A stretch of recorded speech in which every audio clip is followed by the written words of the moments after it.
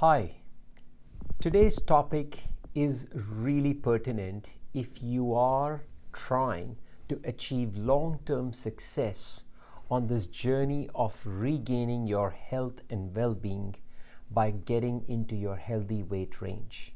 And that topic is the topic of emotional eating. Does your food feed your emotions? And in this video, I'm going to be providing you with 9 strategies which will allow you to build awareness and curb this habit of emotional eating, which is hurting you and, more importantly, hurting your health.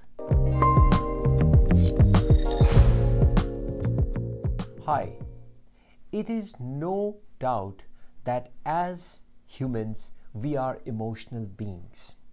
When we are happy, we dance, we rejoice, and we enjoy great food and share the company of our loved ones. But when we are sad or feeling low, we shrink, we withdraw, we get hunched up, and we want to isolate. And sometimes we also want to indulge in behaviors which do not serve us in the long run. And these are called self-sabotaging behaviors. And one such behavior is called emotional eating. I have done bariatric surgery now for over 2.5 decades. And having done over 9,000 procedures, I can tell you that patterns begin to emerge. I often tell my patients, you may consider weight loss surgery, but if you're not using surgery to change your mindset, to change your behaviors, to change your habits, well, it is not going to give you long-term success. And this is where one of the things about emotional hunger is that it is not to do with satisfying your actual physical hunger. It is about satisfying your emotional needs. And it has to do with certain specific types of foods. For example, when it comes to women, they tend to gravitate towards chocolates, ice creams, and cookies or chips.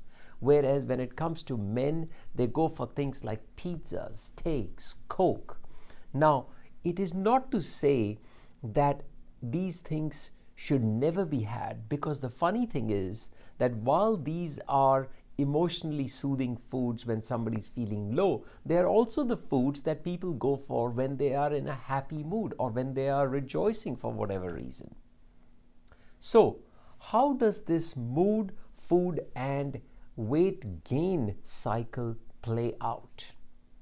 Emotional eating is a way to suppress or soothe negative emotions of stress, anger, hurt, boredom, or even loneliness. Even major life events, or sometimes just the grind of day-to-day living, can push people into a state where they tend to resort to habits of emotional eating. And this can sometimes also push people over to indulge in addictions to alcohol and nicotine.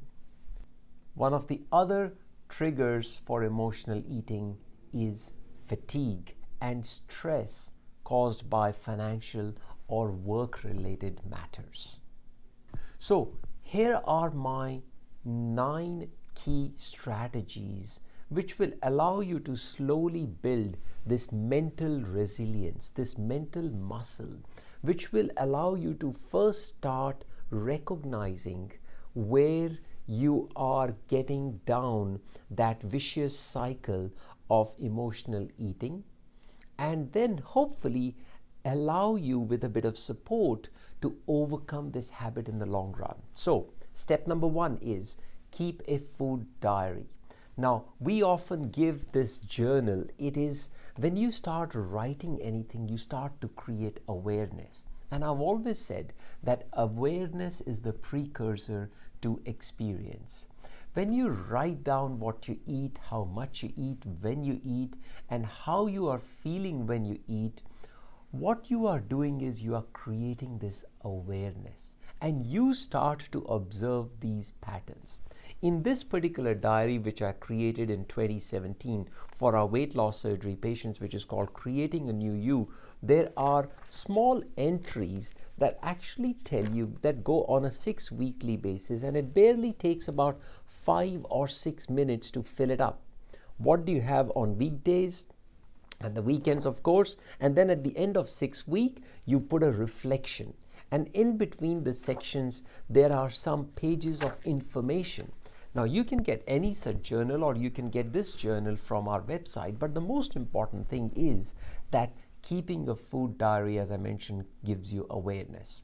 Second, develop a strategy of stress management. See, stress is there in everybody's life. That's not the issue. The issue is, how do you manage stress, or how do you handle stress?